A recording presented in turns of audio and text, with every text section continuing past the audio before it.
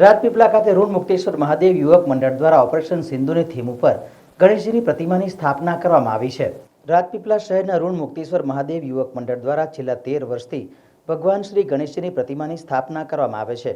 દર વર્ષે અલગ અલગ ડેકોરેશન કરવામાં આવે છે, ત્યારે ચાલુ વર્ષે ઓપરેશન સિંધુની થીમનું ડેકોરેશન કરવામાં આવ્યું છે। ભગવાન શ્રી ગણેશજીની પ્રતિમાને આર્મીનો યુનિફોર્મ પહેરવામાં આવ્યો છે। 10 દિવસ દરમિયાન ગણેશજીને નેવી અને વાયુસેનાના રૂપમાં પણ બતાવવામાં આવશે। બેકગ્રાઉન્ડમાં બ્રહ્મોસ મિસાઇલ અને ભારતીય સૈન્યની બહાદુરી અને દુશ્મનને બહાદુરીપૂર્વક જવાબ આપતા દ્રશ્યો આકર્ષણનું કેન્દ્ર બન્યા છે। સાથે સાથે બાળકો માટે પણ આ મંડળ દ્વારા નાવડી બનાવવામાં આવી છે। ભગવાન શ્રી ગણેશજી નાવડીમાં ઊભા છે અને બાળકો આ નાવડીમાં બેસશે, જેથી બાળકોની રક્ષા ભગવાન શ્રી ગણેશ કરી રહ્યા છે। ઓપરેશન સિંધુની થીમ બનાવીને રાજપીપળામાં આકર્ષણ જમાવ્યું છે। હાલમાં પણ ગુજરાત સરકાર દ્વારા પ્રતિયોગિતા પણ રાખવામાં આવી છે, જેમાં પણ ઓપરેશન સિંધુની થીમનો સમાવેશ કરવામાં આવ્યો છે। અમારા ફળિયા લોહરચાલ ઋણ મુક્તેશ્વર યુવક મંડળ દ્વારા ગણેશ ઉત્સવ ઉજવવામાં આવે છે। આ વખતે ખાસ ઉજવણી કરવામાં આવી રહી છે, કારણ કે આપણા દેશમાં ઓપરેશન સિંદૂર જેનાથી આપણે બીજા દેશોને હરાવ્યા, વડાપ્રધાન નરેન્દ્ર મોદીએ જે થીમ આપી છે, ગુજરાત રાજ્યના મુખ્યમંત્રીએ પણ આ થીમ આપી છે ઓપરેશન સિંદૂરની, તે પ્રમાણે અમે આજે ગણેશ ઉત્સવ ઉજવી રહ્યા છીએ। અમારા ગણપતિ દાદા એક સૈનિક તરીકેના રૂપમાં છે, પોતે હાથ પર રાષ્ટ્રધ્વજ લીધેલો છે અને આજુબાજુ પિક્ચરમાં પણ જે સિંદૂર ઓપરેશન વખતે બ્રહ્માસ્ત્રનો ઉપયોગ કરવામાં આવેલો તેનો ઉપયોગ કરેલો છે અને ઓપરેશન સિંદૂર જે સક્સેસફુલ ગયું તે માટે દેશ ગૌરવ અનુભવે છે। એટલે અમે પણ એવું નક્કી કરેલું કે આ વખતે ઓપરેશન સિંદૂર જે આપણા લડાયક યુવા સૈનિકોએ જે કામ કરેલું છે તેને બિરદાવીએ અને તે પ્રમાણે આપણે આ થીમ રાખીને આ એકચ્યુઅલી કામ કરેલું છે।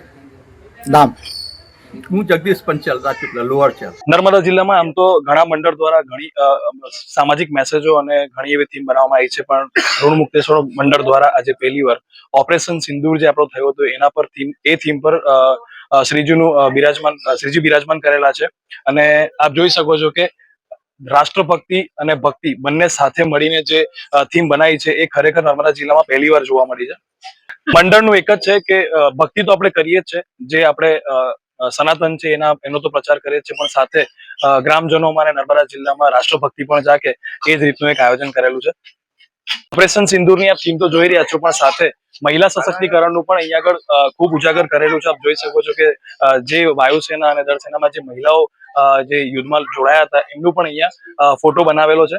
આ વખતે ઋણ મુક્તેશ્વર યુવક મંડળ દ્વારા ઓપરેશન સિંદૂરની થીમ સાથે સાથે જે કાશ્મીરમાં જે હુમલો થયો હતો આપણા ભારતીયો પર, એમને જે મૃત્યુ પામ્યા હતા આપણા ભારતીયો, તેમને શ્રદ્ધાંજલિ પેટે અને ઓપરેશન સિંદૂરની જે થીમ છે, જે સૈનિકોએ આપણા જે પાકિસ્તાન પર જે હુમલો કરીને જે બહાદુરીનું કામ કર્યું છે એના ઉપરની આ થીમ છે અને એ રૂપે છોકરાઓને પણ આ નાવડી તરીકે જે અમે મૂકેલું છે એમાં સૈનિક તરીકે ગણપતિ દાદા જે બેઠેલા છે એમની સાથે સાથે છોકરાઓને પણ પ્રોત્સાહન મળે એના માટે સાથે નાવડીમાં બેસાડવામાં આવશે। એમનો સમય 9 થી 11નો રહેશે અને દાદા સાથે સૈનિક તરીકે છોકરાઓ બી છે। ગામ લોકોને એ મેસેજ આપવા માગીએ છીએ કે જે આપણે સિંદૂર ઓપરેશન સિંદૂરનું જે કાર્યવાહી આપણા ભારતીય સૈનિકોએ કરી છે એ